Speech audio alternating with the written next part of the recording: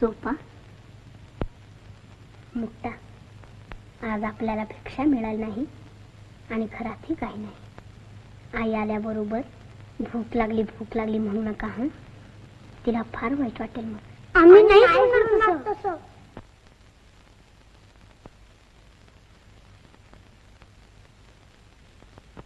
बाबा बाबा, ठरला मंदिरचा मुहूर्त? ठरेल की आता. बाबा, आज मला किती भूक लागलीच नाही. बघा की माझं पोट कसं तुडून भरलंय. आई आई, माझं सुद्धा पोट खूप भरलंय.